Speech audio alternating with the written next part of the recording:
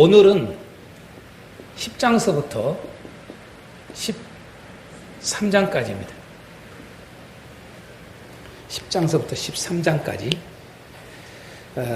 그 전 9장까지는 2차 재앙, 2차 재앙까지 우리가 보았습니다. 좀 더 이야기하면은 첫째 나팔에서 여섯째 나팔까지 재앙입니다. 그래서 이제 마지막 재앙이 남아있는 겁니다. 이 마지막 재앙은 아시다시피 7째 나팔 재앙이라고 그럽니다.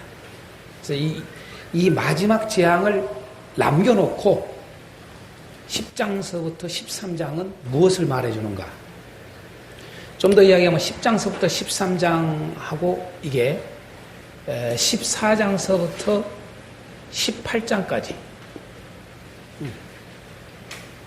이거하고 19장에서부터 20장까지 이렇게 구분됩니다. 그래서 14장서부터 18장은 아시다시피 뭐냐면 마지막 재앙입니다. 이게 마지막 재앙, 마지막 재앙에 대한 이야기입니다. 14장부터 18장까지 전체적으로. 그 다음에 19장서부터 20장은 아시다시피 그리스도 재림입니다. 그리스도 재림, 그리스도의 재림과 천년왕국입니다. 이게 20장의 내용입니다. 뭐 좀 더 여기 들어가면은 천년왕국뿐만 아니라 좀 더 이야기하면 영원한 심판까지 나옵니다. 영원한 심판. 왜 마지막 재앙과 마지막 심판이란 말을 안 쓰고 제가 마지막 재앙을 쓰느냐? 다릅니다, 차원이. 마지막 재앙은 이 땅에서 육적인, 영원한 심판은 영적인 것까지. 이게 다시 말해서 이제 지옥입니다. 이게 우리가 흔히 말하는 지옥. 이게 이제 19장에서부터 20장까지입니다. 그런데 이 마지막 재앙 전에 있을 일들이 바로 10장에서 13장입니다. 오늘 다룰 장입니다. 이러한 순서들이 아주 중요합니다. 참고로 저희 아내는 이런 게 있습니다. 꼭 항상 음식에 대해서는 아주 민감합니다. 그래서 뭐 과일을 먹는 것조차도 음식을 바로 먹고 나자마자 시원한 것을 먹으면 안 됩니다. 그래서 그걸 먹기 전에 차라리 먹고 밥을 먹으십시오. 아주 그냥 그게 하루에 한 번 이상은 늘 듣습니다. 얼마나 그 민감한지 모릅니다. 왜 그럴까요? 건강 때문에. 건강 때문에. 마찬가지입니다. 요한계시록도 보면요, 우리가 건강하냐 건강하지 않느냐는 하나님의 뜻을 정확하게 아는 것, 그리고 그 하나님의 뜻도 순서가 있어요. 언제 이것을 해야 되고 언제 이것을 해야 되듯이 그 질서가 있고 순서가 있습니다. 그러니까 마지막 재앙 전에 무슨 일이 있고 마지막 재앙 후에 무엇이 있고 또 2차 재앙과 마지막 재앙 사이에 이 10장에서 13장에 있는 것, 이게 다 순서입니다. 순서. 막 아무렇게나 있는 게 아닙니다. 요한계시록은 철저히 순서적으로 되어 있습니다. 그러니까 그때와 시기가 딱딱 있는 겁니다. 이게. 그걸 맞춰야, 그걸 맞게 우리가 알고 있어야 건강해집니다. 무슨 건강이요? 영적 건강입니다. 그러니까 육신적으로 건강하게 해서 우리가 이런 것들도 순서도 필요하고 그런 것처럼 우리가 하나님의 말씀을, 계시록을 볼 때도 정말로 우리가 영적으로 건강이 오느냐 안 오느냐가 순서도 무진장 중요하다는 겁니다. 그런데 이런 순서가 뒤죽박죽 돼 있고 이게 뭘 의미하는지도 모르고 그러니 영적으로 건강하지 않을 수밖에 없는 거예요. 그래서 영적으로 엇나가는 거예요, 우리가요.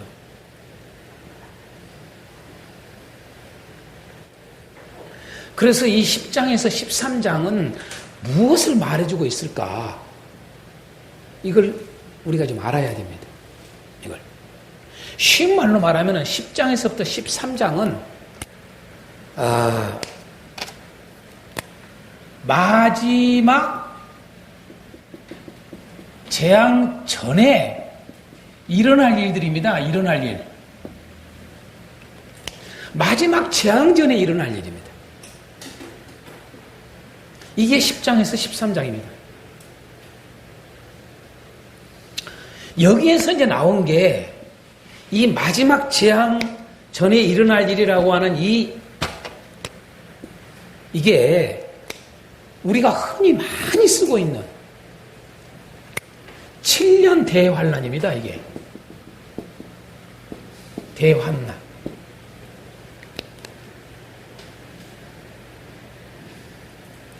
(10장서부터) (13장을) 제목을 7년 대환난 그러면 됩니다. 사실. 한번 여쭤보겠습니다. 많은 사람들이 이런 게 있어요. 7년 대환난은 성경에 없다. 그렇게 말하는 사람들 많습니다. 성경 어디에도 7년 대환난이라는 게 없다. 근데 무슨 7년 대환난, 그건 세대주의자들이 만든 것이다. 이렇게 주장하는 사람들도 있습니다. 많습니다. 또 한편에서는 뭐냐? 7년 대환난? 있다. 크게 의견이 두 가지가 있습니다. 과연 이 7년 대환난이 여러분 있을까요? 없을까요? 성경에 있을까요? 없을까요? 그래서 제가 좀 7년 대환난부터 좀 다루고 오늘 10장, 11장, 12장, 13장을 다뤄볼까 합니다. 예. 자, 7년 대환난에 대해서 성경은 있습니다. 분명하게. 그 근거가 우리가 잘 알다시피 뭡니까? 다니엘서 9장 27절입니다. 여기에서 나온 게 뭡니까? 한 일에라는 말이 나옵니다. 그리고 한 일에라고 하는 말만 나온 게 아니라 그 절반이라는 말도 나옵니다. 27절에 보면은요. 절반. 다시 말해서 절반이라는 말이 무슨 말이에요? 한 일에는 뭡니까? 7년입니다. 그 절반이라는 말은 뭡니까? 3년 반을 말합니다.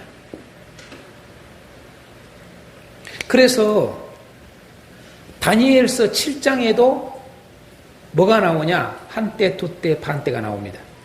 한때, 두때, 반때. 곧 3년 반이죠.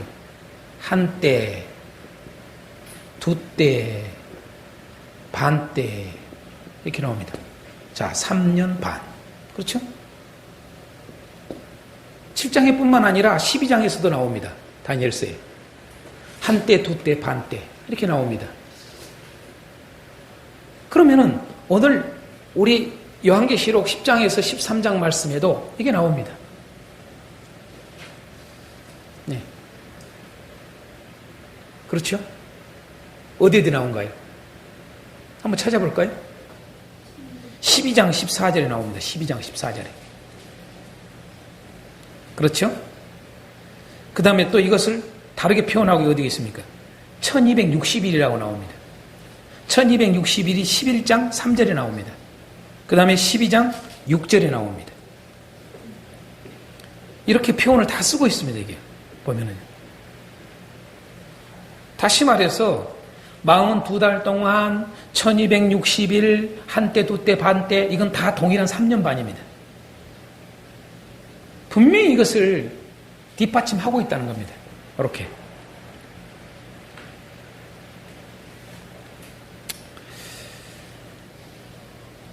자, 그렇죠? 분명히 나오죠? 예. 이렇게 나온단 말이에요. 그래서 우리가 이걸 보면은 7년 대환란이라고 하는 것은 성경에 분명하게 기록되어 있다. 이걸 먼저 알아야 됩니다. 그러면 과연 7년 대환란이라고 하는 의미는 뭘까라고 하는 겁니다. 이것도 많이 이렇게 헷갈리는 경우들이 많습니다. 뭐 앞에서 나오는 재앙들이 환란이고 또 뒤에 나오는 마지막 재앙이 환란이라고 이렇게 생각하는 사람들이 있습니다. 전혀 다른 겁니다. 이건요. 이 세상에 임하는 이 세상에 내리는 그 재앙하고는 7년 대환란하고는 다른 겁니다. 전혀. 다시 말해서 7년 대환란이라고 하는 의미는 뭘까? 이걸 딱 정립해야 됩니다. 하나님 백성의 박해입니다. 이게 하나님 백성이 박해를 받는 겁니다. 그게 7년 대환란입니다. 이걸요. 이게 정립이 딱 돼야 됩니다. 우리는 7년 대환란, 7년 대환란 그런단 말이에요. 근데 이게 뭘 말하는지 정립이 안 돼요. 딱 정확하게 하나님 백성이 박해구나. 10장에서부터 13장까지 보십시오. 철저히 하나님 백성에 대한 핍박입니다. 박해입니다. 그 내용으로 나와 있습니다. 이걸 또 다른 말로 말하면 뭘까요? 영적 뭘까요? 전쟁입니다. 이게 영적 전쟁.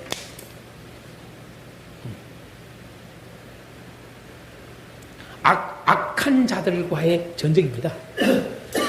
원수와의 전쟁입니다. 마귀와의 전쟁입니다. 이게 7년 대환란의 의미입니다. 그러면 이 7년 대환란은 언제 일어나느냐? 시기가 언제 일어나느냐? 딱 정립하셔야 됩니다. 2차 재앙 이후 2차 재앙 이후 3차 재앙 전. 다시 말해서 2차 재앙을 내리고 난 후에 마지막 재앙이 이 땅에 내리기 바로 전에 일어날 일입니다. 이걸 7년 대환란이라고 합니다.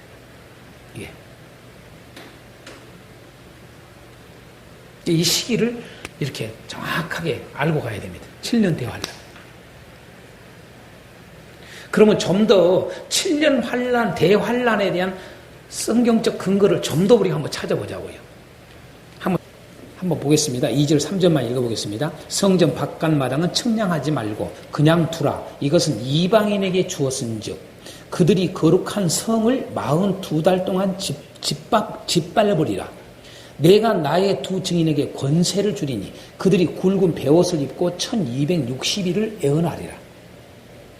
자, 분명히 여러분 이건 환란에 대한 이야기입니다.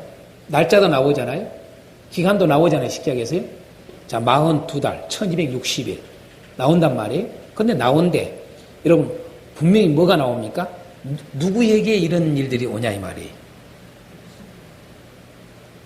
이게 나오죠. 누가 누구에게 나온단 말이에요. 자, 이방인에게 주니까 허락한다 이 말이에요.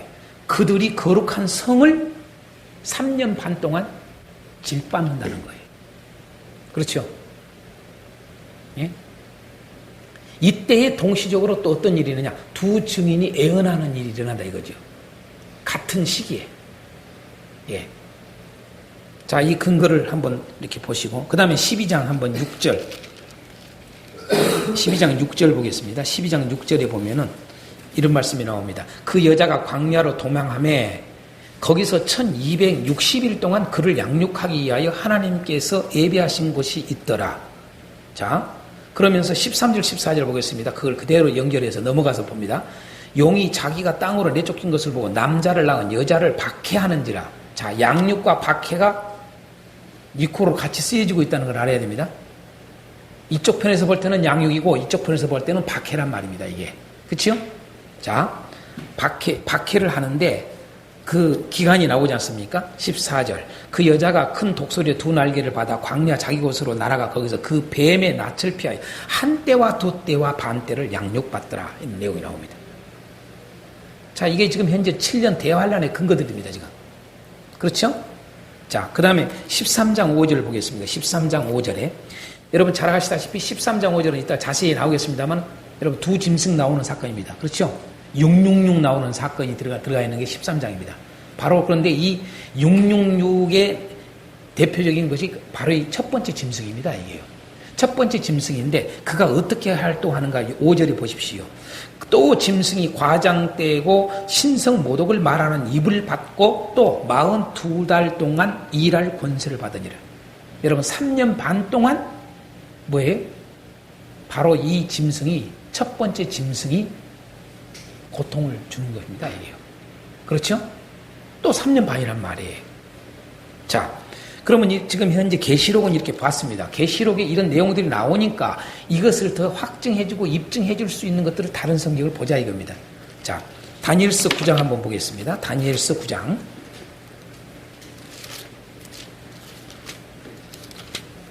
다니엘서 9장 27절. 그가 장차 많은 사람들과 더불어 한 이레 동안의 언약을 굳게 맺고 그가 그 이레의 절반에 그 이레의 절반 3년 반이죠. 자, 이 한 이레 7년 그 한 이레의 절반 곧 3년 반입니다. 제사와 예물을 금지할 것이며 또 포악하여 가증한 것이 날개를 의지하여 설 것이며 또 이미 정한 종말까지 진노가 황폐하게 하는 자에게 쏟아지리라 하였느니라.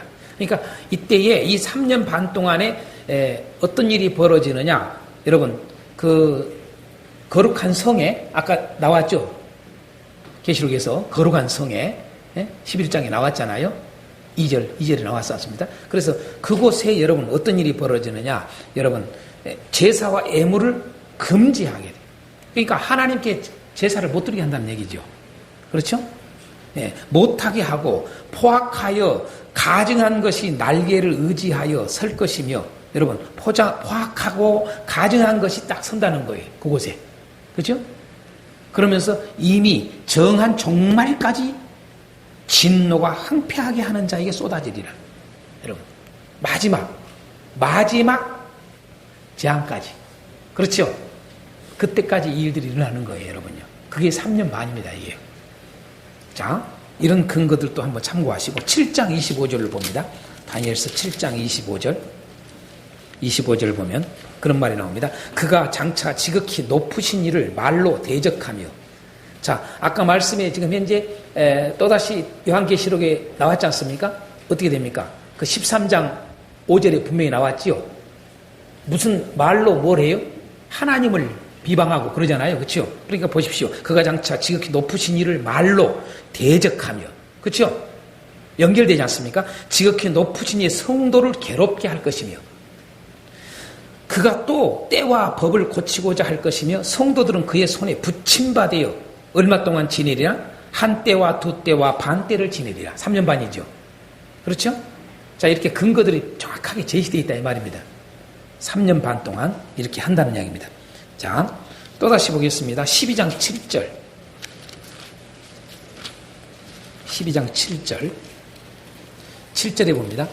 내가 들은즉 그 세마포옷을 입고 강물 위쪽에 있는 자가 자기의 좌우 손을 들어 하늘을 향하여 영원히 살아계시는 이를 가리켜 맹세하여 이르되 반드시 한때 두때 반때를 지나서 성도의 권세가 다 깨지기까지이니 그렇게 되면 이 모든 일이 다 끝나리라 하더라. 다시 말해서 이것은 뭘 보고 있는 겁니까? 이 말은요. 3년 반이 지나고 나면 마지막 재앙을 통해서 끝난다는 거예요. 아멘. 자, 이런 근거들을 보십시오. 자, 다시 이제 여러분 신약으로 다시 돌아가겠습니다. 예수님이 하시는 말씀. 마태복음 한번 보겠습니다. 마태복음 24장. 뭐 마가복음도 있지만 마태복음을 보겠습니다. 마태복음 24장. 마태복음 24장하고 마가복음에는 비슷하기 때문에 마가복음은 그냥 안 보겠습니다. 마태복음 24장 보겠습니다. 24장. 24장이 어느 부분이냐면 이 7년 대환란의 항목에 들어가는 것을 좀 보기 위해서 마태복음 24장 15절서부터 보겠습니다. 15절서부터. 자, 24장 그 14절 그 위로는 그 2차 재앙까지 그런 일들이 일어났던 이야기입니다. 자, 15절서부터 보겠습니다. 그러므로 너희가 그 선지자 다니엘이 말한 바 그렇죠. 예수님도 지금 말씀하잖아요. 우리가 방금 보았던 선지자 다니엘이 말한 거. 그죠? 멸망에 가증한 것이 거룩한 곳에 선 것을 보거든. 조금 전에 우리가 다니엘서 봤지 않습니까? 그렇죠? 자, 보거든 읽는 자는 깨달을진지요. 그러면 그것은 자 보십시오. 여기서 하나 조금 부연 설명 드리겠습니다. 구약 성경은요, 우리는 흔히 하는 말들이 이런 말을 씁니다. 구약은 초림 예수를 가리킨다. 맞는 말입니다. 그러나 초림 예수만 가리킨 게 아닙니다. 마지막 세상 끝에 대한 종말적인 의미도 다 들어있습니다. 그걸 꼭 놓치면 안 됩니다. 이게. 그러니까 재림도 이야기하고 있다는 이야기입니다. 초림만 이야기한 게 아니라 구약에 재림도 다 이야기하고 있습니다. 이런 걸 놓치면 안 됩니다. 쉬운 말로 말하면 구약 성경을 보면은요, 그 당시에 일어날 이스라엘의 역사를 통해서 하나님이 보여줄 것이 첫 번째 모습이에요. 그러나 그것이 전부가 아니라 이거지요. 그 다음에 보여줄 게 뭐냐면 이걸 통해서 보여주는 이스라엘이 멸망하고 다시 회복되고 이런 것들을 보여주는 것은 곧 이것을 어디로 연결시키고자 하는 거예요. 예수 그리스도. 예수 그리스도가 오셔서 죽으셨다가 다시 살아나는 것을 보여주고자 하는 거예요. 그러고 마지막 재림으로 또 연결하는 거예요. 이렇게 1단계, 2단계, 3단계로 연결되는 거예요. 이게 이제 구약을 볼 때 우리가 놓치지 않아야 됩니다. 그래서 방금 예수님께서도 그대로 다니엘서 내용이 보면은 어떻게 보면은 여러분요, 그 당시 앞으로 일어날 뭡니까? 앞으로 일어날 바로 앞에 눈앞에 둘 지금 현재 이스라엘이 다시 회복될 것, 이걸 먼저 보는 거예요. 그렇죠? 그래서 에레미야 선지자를 통해서 다니엘도 이 70년 만에 돌아올 것을 갖다가 깨달아졌다고 이야기 나오잖아요. 다니엘서 보면요. 그렇죠? 그것만 있는 게 아니라 그 다음에 예수님이 오실 것까지 봤단 말이에요. 그럼 예수님이 오실 것까지만 본 게 아니라 사실은 마지막 끝에 종말까지 본 거예요. 할렐루야. 그러니까 그것을 예수님도 그러잖아요. 그건 그때만의 이야기가 아니다는 거예요. 그걸 읽는 자는 깨달을진저. 이렇게 말씀하지 않습니까? 16절 그때에 이렇게 말해요. 그때에 다시 말해서 이 악한 자가 바로 거룩한 성을 침범해서 그 성에 자기가 하나님처럼 딱 서버려요. 이런 일이 벌어질 때 어떻게 하라고 그러느냐? 16절에 그때에 어떻게 하라? 유대에 있는 사람들은 산으로 도망해라. 응? 지붕 위에 있는 자는 집 안에 있는 물건을 가지러 내려가지 말아라. 밭에 있는 자는 겉옷을 가지러 뒤로 돌이키지 말지어다. 그날에는 아이 뵌 자들과 젖먹이는 자들에게 화가 있으리로다. 너희가 도망하는 일이 겨울에는 안식일에 되지 않도록 기도하라. 이는 그때에 큰 환난이 있겠습니다. 이게 7년 대환난의 한 모습을 보여주는 겁니다. 다시 말해서 이 환난이 뭐냐? 전 3년 반, 후 3년 반이죠. 7년 대환난. 후 3년 반의 이야기입니다. 이거죠. 그걸 제가 조금 이따가 설명해 주겠습니다. 자, 큰 환난이 있겠습니다. 창세로부터 지금까지 이런 환난이 없었고 후에도 없으리라. 그러니까 이 환난은 무슨 말이에요? 교회에게 준 환난이 지금까지도 없었던 환난이다 그 말입니다. 하나님 백성들에게 주어진 이 환난을 말하는 겁니다. 이게. 그날들을 감하지 아니하면 모든 육체가 구원을 얻지 못할 것이나 그러나 택하신 자들을 위하여 그날들을 감하시리라. 그때에 사람이 너희에게 말하되 보라 그리스도가 여기 있다 혹 저기 있다 하여도 믿지 말라. 거짓 그리스도들과 거짓 선지자들이 일어나 큰 표적과 기사가 자 이게 뭐냐면 13장의 내용입니다. 그죠? 13장의 내용과 연결이 됩니다. 표적과 기사를 보여 할 수만 있으면 택하신 자들도 미혹하리라. 보라 내가 너희에게 미리 말하노라. 그러면 사람들이 너희에게 말하되 보라 그리스도가 광야에 있다 하여도 나가지 말고 보라 골방에 있다 하여도 믿지 말라. 번개가 동편에서 나서 서편까지 번쩍임같이 인자의 임함도 그러하리라. 죽음 있는 곳에는 독수리들이 모일 것이니라. 이것은 저 뒤에 나오는 18장의 내용입니다. 이게 요한계시록 18장. 이해가 되죠? 예수님이 오신다 이 말이죠. 그러니까 이 마태복음은 축약되어 있는 겁니다. 요한계시록은 이것을 자세하게 이제 순서적으로 해놨고요. 알 수가 있죠. 자, 그 다음에 한번 더 보겠습니다. 누가복음 21장. 누가복음에 이것을 어떻게 해놨는가 한번 보겠습니다. 누가복음 21장. 20절에서 24절까지 한번 보겠습니다. 자, 누가복음 20장 20절에서 24절까지만 봅니다. 자, 너희가 뭐라고 그럽니까? 예루살렘이. 이런 걸 놓치지 마세요. 예루살렘입니다. 그렇죠? 예루살렘이 군대들에게 에워싸이는 것을 보거든 그 멸망이 가까운 줄을 알라. 그때에 유대에 있는 자들은 산으로 도망갈 것이며. 유대에 있는 자들입니다. 그렇죠? 그 예루살렘 유대에 있는 자들이에요. 네? 그 자들은 도망가라는 거예요. 성내에 있는 자들은 나가라. 어마어마한 엄청난 이들이 아까 우리가 계시록에서 포악하다고 그랬지 않습니까? 이들이요. 13장에. 그죠? 포악해요. 예. 그래서 하나님의 백성들을 좀 더 이야기하면 예루살렘의 성에 임하는 겁니다, 이게. 응? 좀 감을 잡으십시오, 지금. 이것을 제대로 주석해 놓은 데가 한 군데도 없습니다. 이것을 7년 대환란으로 보는 사람들이 한 사람도 없습니다, 지금까지. 제가 요한계시록 강의한 사람들 다 들어봤습니다. 주석도 다 살펴봤습니다.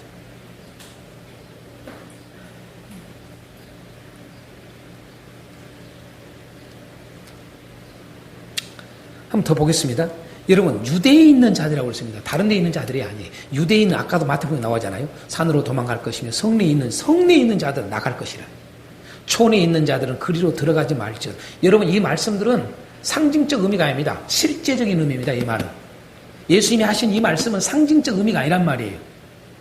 그러니까 어떤 것은 상징적 의미로 볼 것이고 어떤 것은 실제적 의미로, 문자적 의미로 볼 것인가, 이런 것들이 구분이 돼야 돼요. 그럼 구분을 못하고 무조건 상징적으로 봐버리는 사람도 있습니다. 그 전체적인 상황을 보면은 여러분요, 이건 상징적 의미로 보라는 이야기. 그 뒤에 보면 무화과 나오고 이런 건 상징적 의미입니다. 맞지 않습니까? 그렇죠? 그럼 이건 실제적인 문자적 의미란 말입니다. 이런 것들을 구분을 못해요. 우리가 14만 4천 할 때, 여러분, 제가 강의할 때 분명히 말씀드렸습니다만은, 여러분, 예루살렘 성이 뭐냐 이거예요. 예루살렘 성이.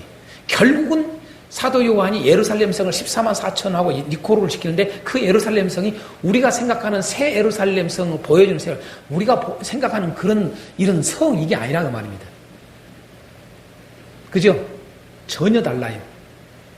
이제 여러분, 다음 시간에 14장에서부터 18장을 할 때에 이제 거기에 뭐가 나옵니까? 이제 음녀가 나오지 않습니까?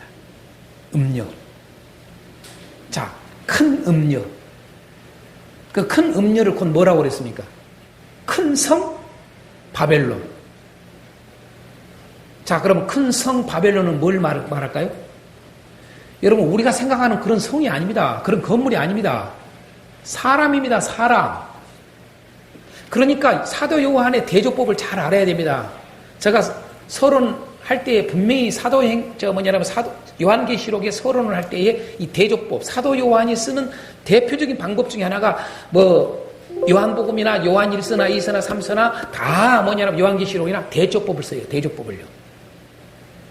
다시 말해서 예루살렘 성과 뭘 대조를 시키는 거예요? 성 바벨론 성하고 대조를 시키는 거예요. 니코 같이 연결시키는 거예요.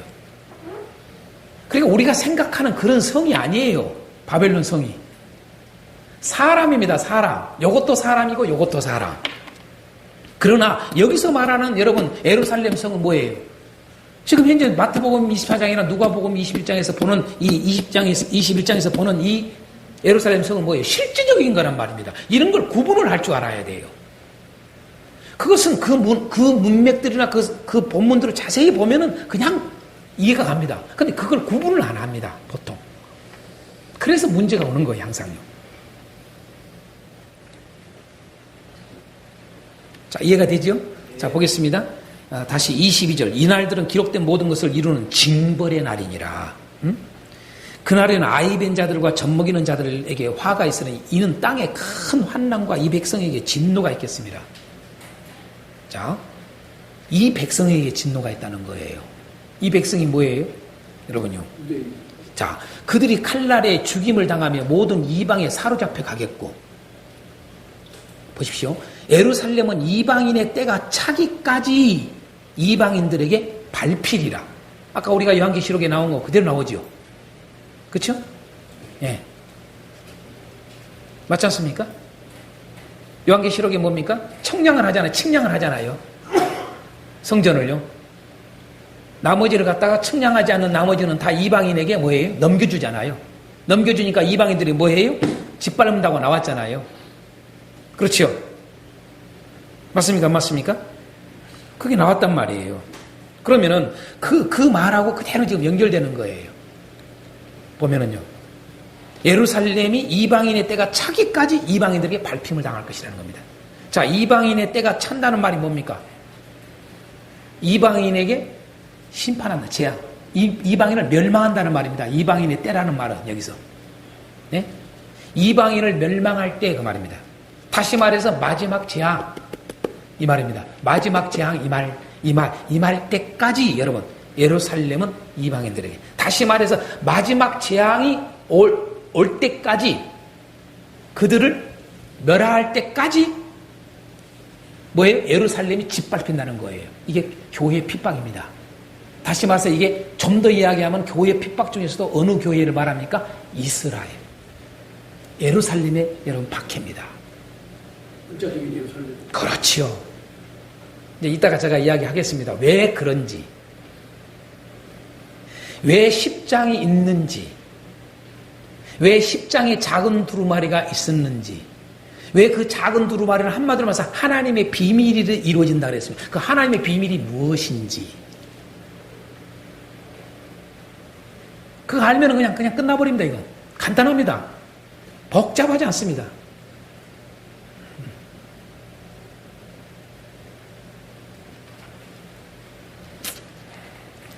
분명히 뭐라고 했습니까? 예루살렘이 이방인의 때가 차기까지 이방인들에게 짓밟히리라. 이렇게 나옵니다. 그러면서 이제 25절 1월 성신, 이것은 여러분 나중에 일어날 일입니다. 이거죠. 그렇죠? 이제 마지막 주님의 오시는 징조들을 보여주는 거죠. 그렇죠? 자 24절까지만 이렇게 보겠습니다. 데살로니가후서도 한번 보겠습니다. 참고하라고 근거를 좀 보라고요. 7년 대환란에 대해서 데살로니가후서 2장.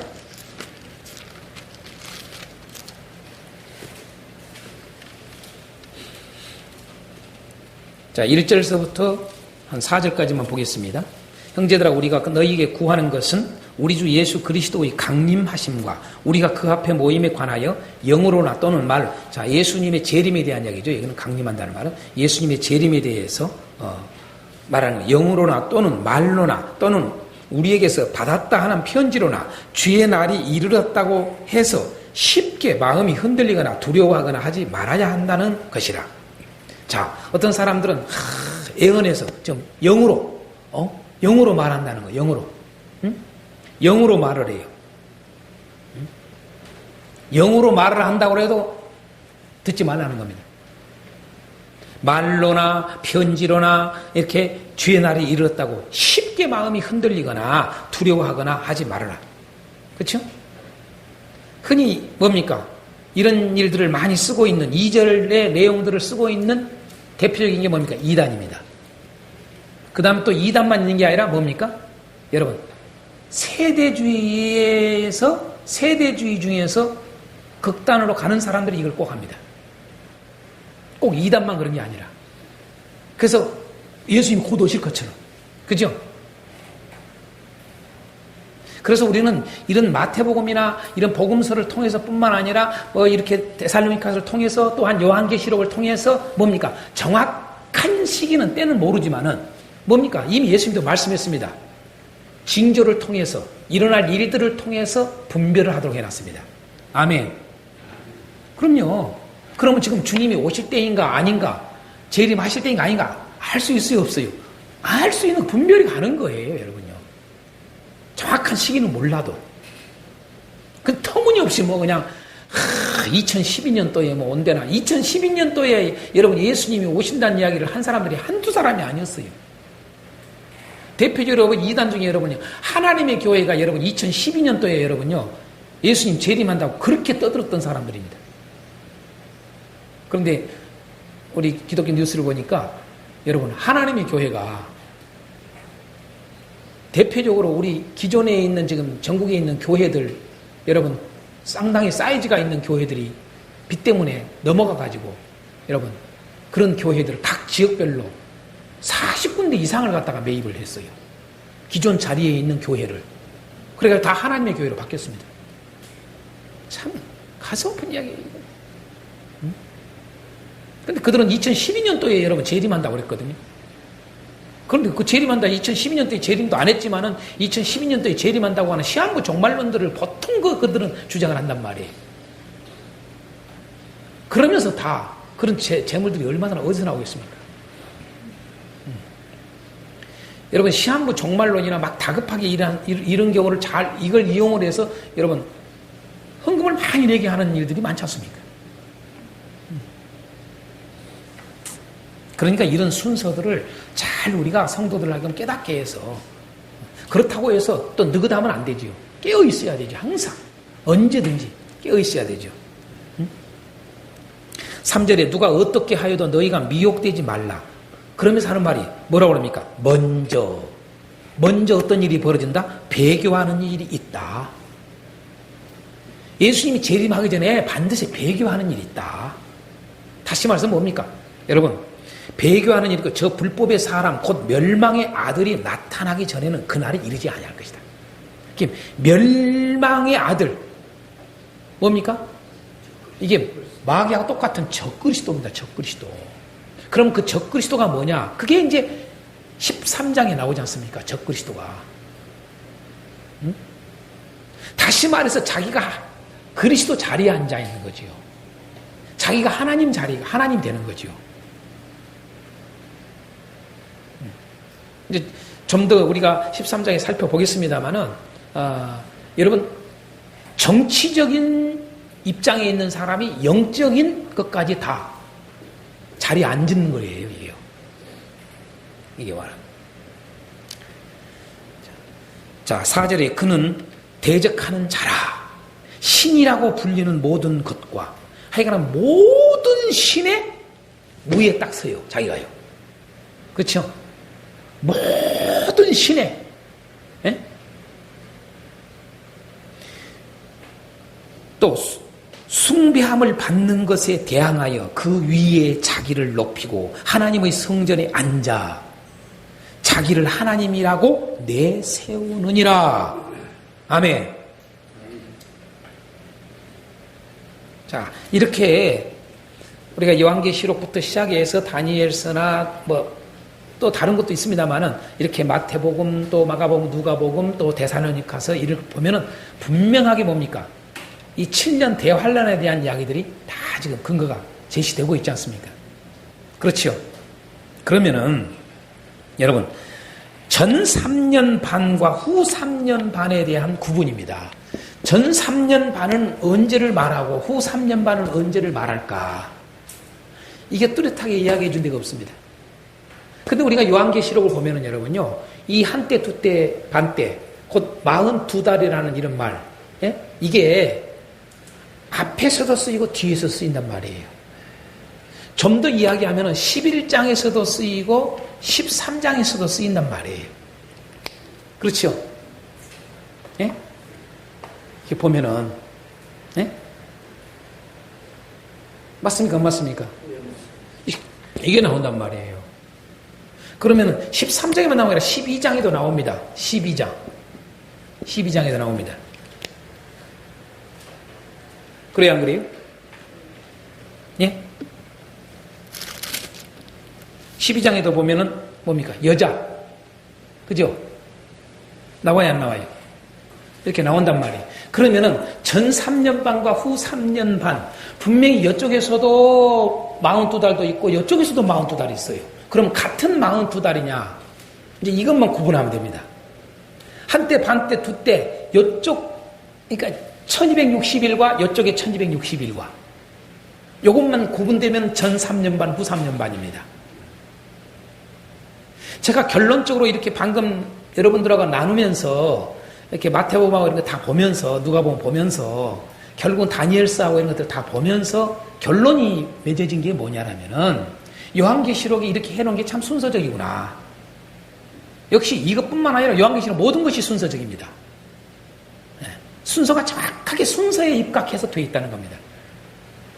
그러면 그 순서에 입각한다고 하는 말에 있어서 오해를 하는 경우들이 있습니다. 이제 보통 보면은 우리가 알다시피 이제 14장 같은 경우 14만 4천년에 대한 이야기가 나옵니다. 그렇죠. 뭐 14장만 그런 게 아니라 여러분 바로 이 11장에 보면은 여러분요 세 달락으로 나눠져요. 11장에. 그런데 거기에 보면은 뭐 그리스도의 나라가 그리스도가 이제 이 세상 나라를 갖다가 다스릴 것을 왕노릇 할 것을 이야기가 나온단 말이에요. 그것은 이게 순서가 아니라 앞으로 일어날 일을 말하고 있는 거예요. 그래서 그런 사항들만 좀 제대로만 이해를 하면 분별을 하면은 전혀 순서에 문제가 없습니다. 자, 그러면 전 3년 반은 언제를 말할까? 예루살렘 성에 임하는 박해입니다, 이게. 예루살렘 성에. 예루살렘 성에, 다시 말해서 이스라엘입니다. 우리가 말하는 이스라엘. 이스라엘에 엄청난 환난이 옵니다. 이스라엘에게 임한 환난입니다. 자, 후 3년 반은 뭐냐? 온 땅에 있는 하나님의 백성입니다. 자, 이건 좀 더 좁게 이야기합니다. 이건 예루살렘에 있는 하나님 백성에게 오는 환난. 이건 온 세상에 있는 하나님 백성에게 오는 환난입니다. 이게 이해가 되죠? 동일한 하나님 백성에게 오는 환난입니다. 그러나 전 3년 반은 예루살렘에 임하는 환난입니다. 쉽게 얘기해서 이스라엘 백성들에게 임하는 환난입니다. 저기 말하는 진짜 이스라엘 백성들에게. 왜 이스라엘 백성들에게 올까? 그게 이제 여러분 바로 10장에서의 작은 두루마리라고 하는 하나님의 비밀. 이게 이루어지는 거거든요. 요게. 이걸 감을 잡으면 됩니다. 이것을 좀 표현하기를 12장에서는 여자로 표현했습니다. 여자. 여자가 여러분 12장은 여러분요. 12장은 두 부류가 박해를 받는 걸로 나옵니다. 하나는 누가 박해를 받느냐? 여자가 박해를 받아요. 왜 아이를 낳으려고 하는데 아이를 여러분 왜 박해합니까? 여러분 이 용이 다시 말해서 사단이죠. 용이 뭐 합니까? 누구를 삼키려고 그래요? 아이를 삼키려고 그래요. 아이를. 어떤 아이? 여자가 낳은 아이를 삼키려고 지금 대기하고 있는 거예요. 그런데 그 여자가 낳은 아이를 삼키려고 그랬는데 그 여자를 낳는 아이를 삼켜요? 못 삼켜요? 못 삼켜요. 결국은 그 아이가 뭡니까? 여러분 그 아들이란 말이에요. 근데 그 아들이 뭡니까? 하나님으로 올라가요. 하나님 편에. 곧 뭡니까? 만국을 철장을 다스린다 해서 곧 그리스도입니다. 다시 말해서 사탄은요. 그리스도를 죽이려고 여러분 그게 혈안이요. 일목적이 그리스도를. 그러니까 사단이 하나님을 대적하고 그가 하는 일들은 딱 두 가지입니다. 뭐예요?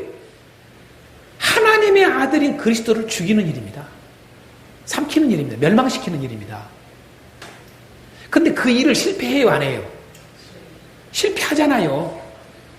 그렇게 삼키려고 애를 써도 결국은 실패해요. 그렇게 실패하니까 이제 뭐예요? 이제 누구를 이제 하려고 그래요? 그래서 이제 그 아이를 낳은 여자를 박해하는 겁니다. 얼마 동안? 3년 반 동안. 그렇죠? 근데 그 여자도 박해를 하는데 어떻게 됩니까? 뜻을 이루어요, 못 이루어요? 못 이루어요. 뜻을 못 이루니까 이제 어디로 갑니까? 여자의 남은 자손에게 갑니다. 그렇죠? 마지막 절에 나오죠? 그래 안 그래? 여자의 남은 자손을 박해하려고. 이제 그게 여자의 남은 자손을 박해하려고 가는 장면이 바로 그 다음 장 13장으로 연결되는 겁니다. 이해가 되죠? 예? 그래서 그게 이제 우리가 흔히 말하는 666이 나옵니다. 온 땅에 있는 여러분 여자의 남은 후손, 우리가 잘 알다시피 뭡니까? 여자의 남은 후손, 이따가 뭐 구체적으로 좀 다루겠습니다. 다 아시지만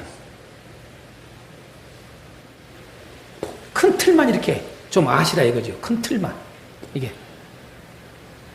그래서 전 3년 반은 7년 대환 안에 전 3년 반은 예루살렘, 우리가 말하는 이스라엘의 엄청난 환난이 옵니다. 그래서 아까 우리가 마태복음이나 누가복음 같은 거 볼 때 뭡니까? 그 유대를 얼른 도망가라고. 얼마나 그 환난이 큰 환난이면 여러분요, 아이 뵌 자는 슬플 것이라. 그리고 겨울에 일어나지 않기를 기도하라고. 여러분 난리가 나는 거예요. 난리가. 꼭 옛날에 예루살렘이 구약성경에 보면 멸망당할 때, 바벨론이 쳐들어와서 장악을 할 때, 여러분 그죠? 그러듯이 애굽이 와서 쳐들어와서 그러듯이, 아수르가 쳐들어와서 그러듯이, 여러분 결국은 열왕기서에 보면 완전히 망할 때 보면은 사로잡힐 자는 사로잡혀가고 칼로 죽일 자는 칼로 죽이고 당하고 그러잖아요. 여러분 요한계시록 13장에 그대로 그런 내용들 다 나옵니다. 여러분 그렇죠?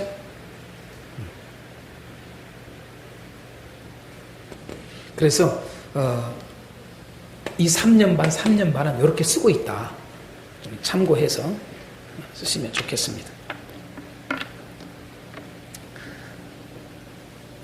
제가 그래서 이제 여러분 11장, 요한계시록 11장을 좀 한번 전 3년 반과 후 3년 반을 구분할 수 있는 아주 딱 절이 하나 나옵니다. 자, 11장, 요한계시록 11장 2절을 한번 봅니다. 2절 아까 보았다시피 분명히 뭡니까? 성전 바깥 마당은 측량하지 말고 그냥 두라. 이것은 이방인에게 주었으니 그들이 거룩한 성을 42달 동안 짓밟으리라.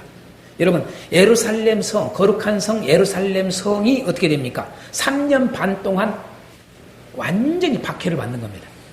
그렇죠? 우리가 이미 아까 마태복음에서도 보았다시피, 또한 누가복음 21장에서도 보았다시피, 예? 발핌을 당합니다. 그때에 동시적으로 하는 게 뭡니까? 그 바로 3절에 나오지 않습니까? 동시적으로 똑같이 그 3년 반 동안 어떤 일이 있느냐라면 예루살렘에 이 어마어마한 박해가 온단 말이에요. 그죠? 예루살렘에 어마어마한 박해가 와요. 그 박해가 핍박이 올 때에 동시적으로 보면 두 증인이 나타나서 예언을 해요. 그렇죠? 그 예언이 뭐겠어요? 여러분 마지막 재앙 온다는 거예요. 일곱째 나팔 불 그 재앙, 일곱째 나팔 재앙이 올 것을 말을 하는 거예요. 식기약에서 두 증인이요. 마지막으로. 네? 그런데 어떻게 됩니까? 7절이 이제 여러분 보십시오. 7절. 11장 7절 보겠습니다. 그들이 그 증언을 뭐 할 때에? 마칠 때에 그렇게 나옵니다. 마칠 때에. 자, 그러면 두 증인이 그 증언을 예언하는 것을 마쳐요. 그럼 기간이 얼마 지난 거예요? 3년 반이 지난 거예요. 그러니까 전 3년 반 동안에 여러분은 얼마나 예루살렘 성이 고통을 당하는가를 보여주는 것이고, 그 다음 이제 여러분 마치고 나서 3년 반이 지나고 나서 그 다음 3년 반이 와요. 그 3년 반이 온 게 뭡니까? 여러분 무적행으로부터 올라오는 짐승이 일어나네. 자, 무적행으로부터 올라오는 짐승은 뒤에 나오는 13장에 나오는 짐승 이야기입니다. 여러분요. 아시겠습니까? 예? 그러면 이 짐승이 와가지고 뭡니까? 이제 자기가 그 자리에 서요. 하나님이라고. 그동안에는 이제 여러분요, 예루살렘 성을, 이스라엘 백성들을 완전히 박해를 줬어요. 그러면 왜 하나님은 이러한, 여러분, 마지막 재앙 전에 왜 이런 일들이 있을까? 왜 이런 하나님 백성에 대한 이런 엄청난 환난을 7년 동안 할까를 잊지 말아야 됩니다. 그 이유가 있단 말이에요. 예? 그래서 여러분 11장 7절이 그 뭐냐라면 구분할 수 있는 거예요. 자, 3년 반, 전 3년 반이라고 그래요, 이걸요. 전 3년 반을 지나고 난 다음에 후 3년 반이 일어나는 것이 알려주는 거예요.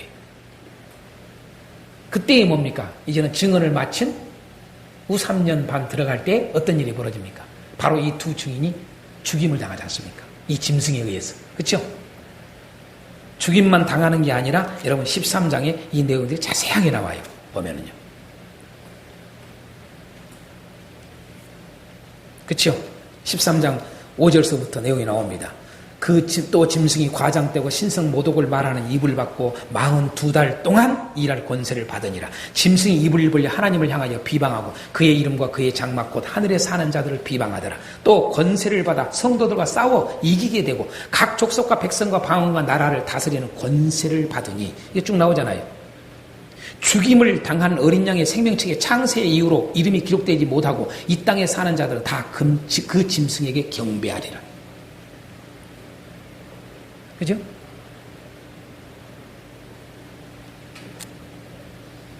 자, 그러면 이제 7년 대환란 전 3년 반, 후 3년 반은 구분되지요? 이렇게 구분되는 거예요. 그게 결국 공통적인 뭐예요? 하나님 백성을 박해하는 거예요. 그래서 이걸 대박해라고 그래요. 우린 역사 가운데서 여러분의 이 악한 자들의 사단이 정말로 얼마나 하나님의 백성들을 여러분 박해해 왔습니까? 박해한 역사가 많잖아요. 그런데 바로 이 최고의 박해입니다. 이게 역사에 이런 박해가 없을 만큼 이게 7년 대환란이라고 그런 겁니다. 그래서 7년 대환란이 딱 끝나면은 뭡니까? 이제 끝나는 거예요. 그렇게 괴롭혔던 자들은 다 하나님 멸하는 거예요. 할렐루야. 그게 마지막 재앙이 임하면서 마지막 재앙으로도 아직 저기한 자들을 예수님이 오셔서 딱 통치하는 거예요. 할렐루야. 그러면서 천년왕국이 이루어지는 거예요. 자, 그럼 이 7년 대환란을 하나님이 왜 이 7년 대환란을 이렇게 하실까? 그 이유가 뭘까 그 말이에요. 그 이유로 근거가 여러분 요한계시록 12장의 6절에서 알 수가 있어요. 6절에 분명히 뭡니까? 양육이라고 나와요. 그렇죠? 예? 이 환란을 준 것은 양육이 하나님의 양육이 들어있어요. 자, 어떤 양육인가를 좀 더 구체적으로 보면 13장 9절에서 10절을 보면 좀 더 우리가 알 수 있어요. 누구든지 귀가 있거든 들을지어다 딱 그 이야기예요. 예? 이 7년 대환란을 다 이야기하면서 뭐라고? 누구든지 귀가 있거든 들을지어다. 사로잡힐 자는 잡혀갈 것이고 칼에 죽을 자는 마땅히 칼에 죽을 것이니 성도들의 뭐예요? 인내와 믿음이 여기 있느니라. 다시 쉬운 말로 말하면 뭐예요? 알짜배기 성도를 추리는 작업이에요.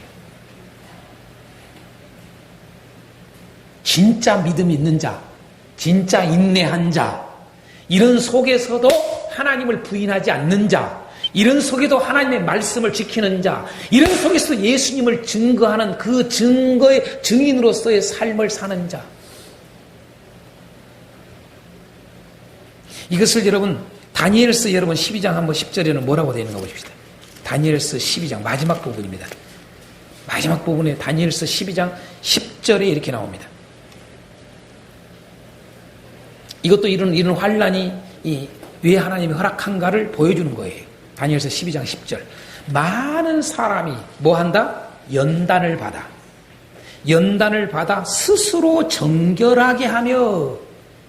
여러분 연단을 통해서 다시 말해서 이런 환난을 통해서 뭐예요? 정결하게 나오게 하는 겁니다. 정결하게 하며 희게 할 것이나 악한 사람은 악을 행하리니 악한 자는 아무것도 깨닫지 못하되 오직 지혜 있는 자는 깨달으리라. 아멘. 이유가 딱 나오죠? 정결케 하는 거예요. 정결한 신부를 만드는 작업이에요. 다시 말해서 좀 더 이야기하면은 예루살렘에 여러분 이 환란이 온 것은 이제 여러분 10장에서 제가 다루겠습니다만은 하나님의 비밀이 이루어지는 거예요. 하나님의 비밀이 이 계시록 10장에서 하나님의 비밀, 그 작은 두루마리에 뭐가 있었느냐? 그 하나님의 비밀이 들어있다 했거든요.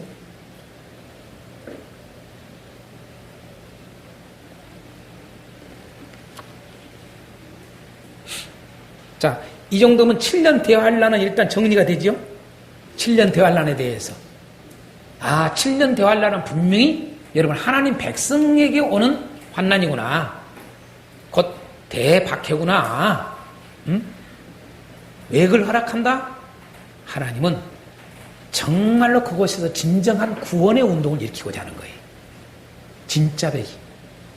그래서 여러분 아까 다니엘서 12장 10절에 분명히 뭡니까? 악한 자들은 결코 돌이키지 않아요. 깨닫지도 못해요. 그러니까 하나님의 백성은 이 속에서 진짜로 딱 나오는 거예요. 할렐루야.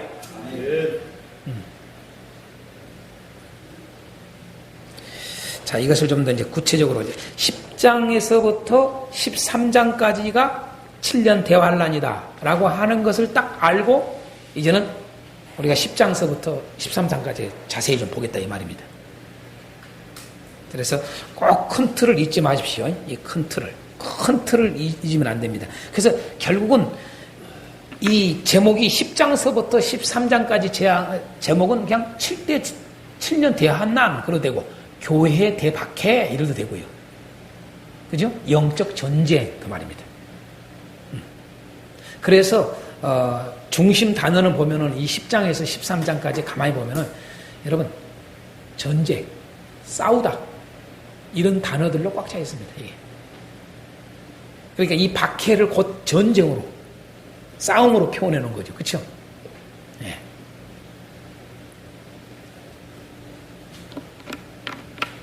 자, 10장을 보겠습니다. 10장 보겠습니다. 10장은 이제 조금 더 구체적으로 장별로 봅니다. 10장은 뭘 말할까요? 딱, 뭐 키워드가 나오지요. 작은 두루마리입니다. 예. 작은 두루마리. 자, 1절서부터 보겠습니다. 내가 또 보니 힘센 다른 천사가 구름을 입고 하늘에서 내려오는데 그 머리 위에 무지개가 있고 그 얼굴은 해 같고 그 발은 불기둥 같으며 그 손에는 펴놓인 작은 두루마리를 들고 있고 그 오른발은 바다를 밟고 왼발은 땅을 밟고 사자가 부르짖는 것 같이 큰 소리로 외치니 그가 외칠 때 일곱 우리가 그 소리를 내어 말하더라. 자, 지금 현재 이 작은 두루마리를 가지고 있는 이것을 이제 사도 요한에게 지금 현재 준단 말이에요. 그러면서 먹으라고 그래요. 그렇죠? 예? 근데 이 작은 두루마리를 가지고 있는 천사의 모습을 보여주는 거예요. 자, 보여주고 있는 모습을 보면 여러분 힘이 세다. 예? 힘이 세다. 이런 표현. 또 가만히 보십시오. 그 천사의 모습이 뭘로 표현되어 있습니까? 머리 위에 무지개가 있어요. 자, 얼굴은 해 같아요. 발은 불기둥 같아요. 여러분요. 이런 모습들을 보십시오. 우리가 그 앞에 부분에서 연상 나오지요. 여러분, 하나님의 보호자하고 비슷하지요. 그렇죠? 하나님의 보호자하고 비슷하단 말이에요. 이게. 자, 오른발은 바다를 밟고 있어요. 왼발은 여러분 땅을 밟고 있어요. 여러분, 성경에 바다와 땅이 있어요. 저 13장에 보면 여러분요, 짐승도 두 짐승이 나오는데 첫 번째 짐승은 바다에서 올라오고 여러분 두 번째 짐승은 땅에서 올라와요. 그럼 뭘 말할까요? 내가 그때 좀 더 이야기 13장에 하겠습니다만은 여러분 바다와 땅은 한마디로 말해 지구를 말하는 거예요. 지구. 예? 세상을 말하는 거예요. 쉽게 이야기해서. 다시 말해서 이 천사가 여러분 오른발은 바다에 왼발은 땅을 밟고 있다는 말은 뭐예요? 여러분요. 한번 생각해 보세요. 예? 그 위에 밟고 있어. 아무것도 아니요 이거. 천사가 밟고 있어요. 내 발 하나에 있다? 이 말하고 똑같은 거 아니에요? 그러면서 뭐예요? 부르짖는 그 소리가 뭐예요? 사자가 부르짖는 것 같이 하는 소리가 났다 이 말이. 그러면서 외칠 때 그러면서 또 소리가 외치는데 뭐라고 말을 하는데 뭐예요? 일곱 우레가 소리를 내어 말하더라. 우레가 하나가 아니고 여기서 일곱 우레야. 이런 표현을 썼어요. 이게 한마디로 말해서 뭐예요? 위험을 보여주는 거예요. 뭐 힘이 세다부터 시작해서 위험, 엄청난 위험을 보여주고자 하는 거예요.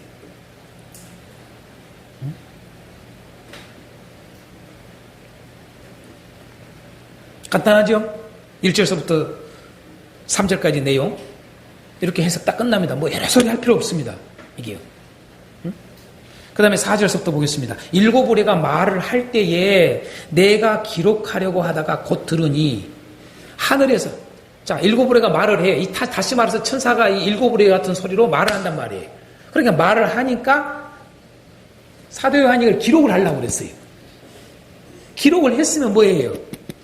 지금 현재 여기 있을 거 아니에요. 근데 기록하려고 그러니까 뭐라고 그래요? 하늘에서 소리가 나서 말하기를 일곱 우레가 말한 것을 임봉하고 기록하지 말라. 여러분 임봉한 거 다 드러나는데 이건 임봉하래요. 쉽게 해서 알리지 말라는 얘기 아니에요. 임봉하고 기록하지도 말래요. 그러니까 이 말씀하고 어디하고 연결돼요? 저 뒤에 보면은 여러분 7절에 나오잖아요. 조금 더 보겠습니다. 자, 5절에 내가 본 바 바다와 땅을 밟고 서 있는 천사가 하늘을 향하여 오른손을 들고 이제 5절서부터 뭐라고 그러는가 보십시오. 7절까지의 이 내용을 보십시오. 천사가 뭐라고 그러는가? 내가 본 바 바다와 땅을 밟고 서 있는 천사가 하늘을 향하여 오른손을 들고 세세토록 살아계시니 곧 하늘과 그 가운데 있는 물건이며 땅과 그 가운데 있는 물건이며 바다와 그 가운데 있는 물건을 창조하신 이를 가리켜 맹세하여 이르되 지체하지 아니하리니 일곱째 천사가 소리내는 날 그의 나팔을 불려고 할 때 하나님이 그의 종 선지자들에게 전하신 복음과 같이 하나님의 그 비밀이 이루어지리라 하더라. 자, 이 천사가 뭐 합니까?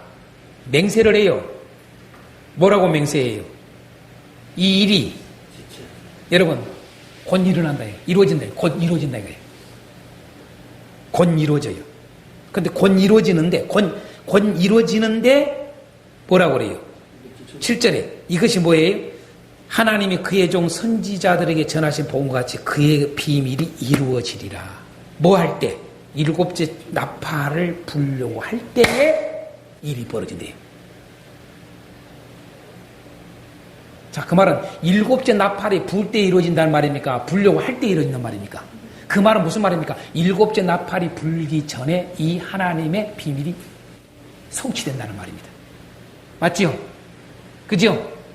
그러면은 일곱째 나팔 재앙이 이루어지기 전에 성취될 이 작은 두루마리에 있는 내용이 뭘까?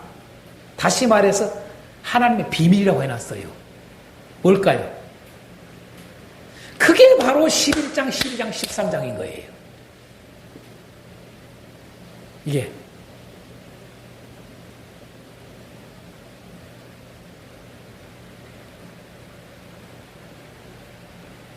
왜 임봉하고 기록하지 말라고 그랬고 그리고 지체하지 아니라 그랬을까?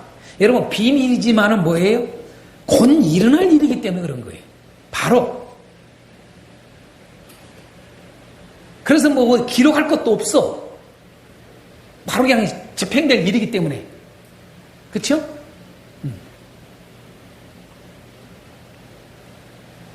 그러면 여러분 일곱째 나팔을 불 때 이루어질 하나님의 비밀이 뭘까?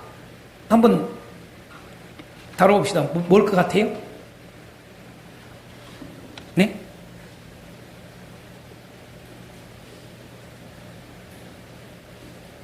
요것만 하고 좀 쉬었다가 또 하겠습니다. 뭘 것 같아요? 자, 그러니까 하나님의 비밀이 뭘까요? 자, 예루살렘 환난. 자, 맞아요? 자, 그러면 하나님의 비밀이 그러면 예루살렘의 환난을 왜 줄까요? 여러분 선지자들에게 하나님이 그의 종 선지자들에게 전하신 복음과 같이 하나님의 비밀이 이루어지리라. 여러분 하나님의 비밀이 뭘까요? 이루어질 이 하나님의 비밀이 뭘까요? 선지자들이 말했던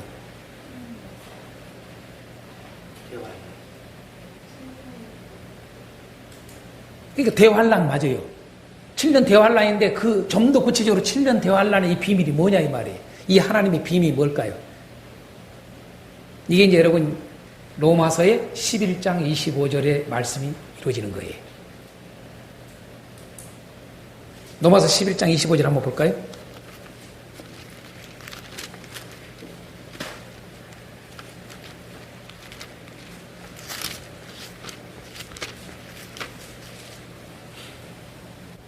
로마서 11장 25절 한번 봅니다.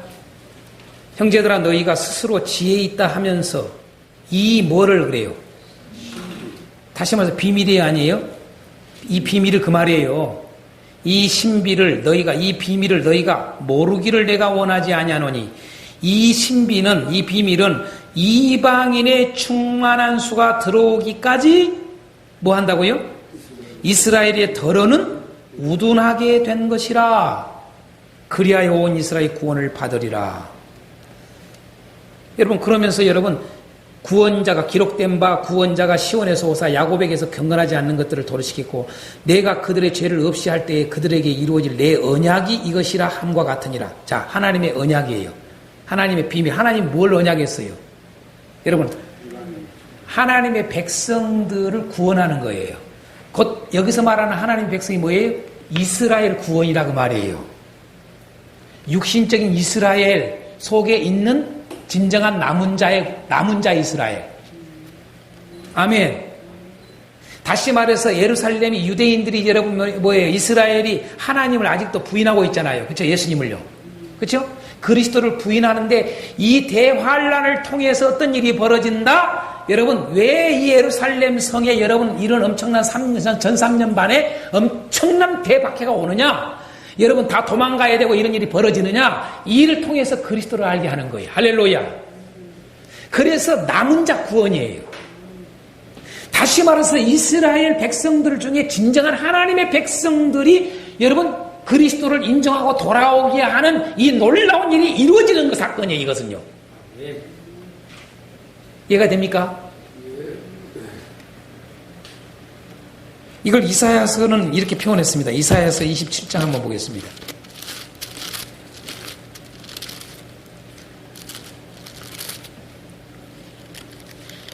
이사야서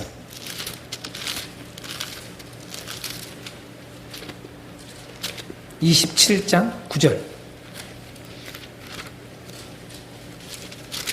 27장 9절에 이렇게 말씀합니다. 야곱의 불의가 속함을 얻으며 그의 죄 없이 함을 받을 결과는 이로 말미암나니 곧 그가 제단의 모든 돌을 부서진 햇돌 같게 하며 아세라와 태양상이 다시 서지 못하게 함이 있는 것이라. 자, 그 다음에 이제 뭐라고 보냐면요,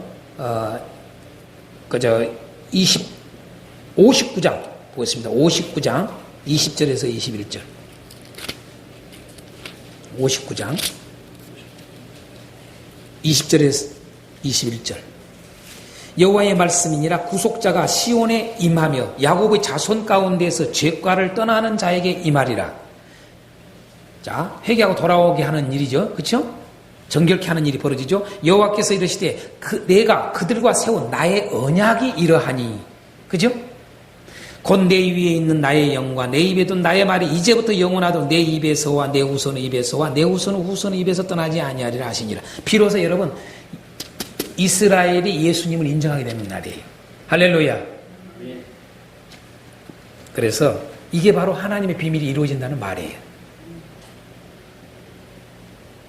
그래서 이 예루살렘의 핍박이 왜 박해가 있는가 이제 이해가 되죠. 요한계시록 예루살렘 성에 박해가 온 걸로 분명히 이야기했단 말이에요.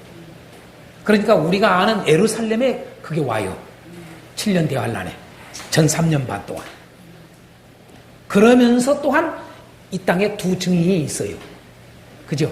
그게 이제 두 증인이 11장에 나오는 거예요. 자, 10장을 좀 마무리하겠습니다.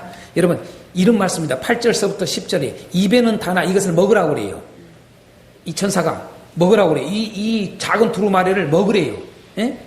그래서 입에는 다나 뭐라고 그래요? 배에는 쓴다고 그래요. 쓸 것이다 그랬어요. 그래서 먹었더니 아니나 다를까 입에는 단데 배에서는 쓰다고 그래요. 왜 이 말이 무슨 말일까요? 왜 여러분 입에는 단데 배에서는 쓰다는 말일까요? 이걸 아주 다양하게 이야기하는 사람들이 많아요. 여러분 간단해요. 왜 입에서 달아요? 이 말씀이 작은 두루마리는 입에서 달아요. 왜 달까요? 구원이에요, 구원. 그러니까 엄청나게 이게 좋은 말씀이다 이 말이에요.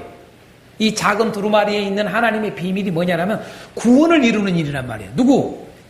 이스라엘의 예루살렘에 있는 여러분 이 예루살렘을 대핍박의 왕으로 해서 결국은 그들이 구원받게 돼요. 그동안에 이방인에게만 복음이 들어왔던 그것이 다시 마지막에 우리가 로마서 11장에 이스라엘에 가가지고 그들을 구원할 것을 말했지 않습니까? 이게 놀라운 하나님의 비밀이잖아요. 아멘. 예. 그 일이 이루어진다 그 말이에요. 그러니까 그들이 구원받게 된다 이 말이에요. 그러니까 여러분 다른 거예요, 입에는. 그런데 뭐예요? 그 구원은 구원이기 때문에 달지만은 배에는 쓰다는 말이 뭐예요? 그 구원이 그냥 이루어진 게 아니라 엄청난 박해를 통해서 오기 때문에 배에 쓰다고 말을 한 거예요. 할렐루야.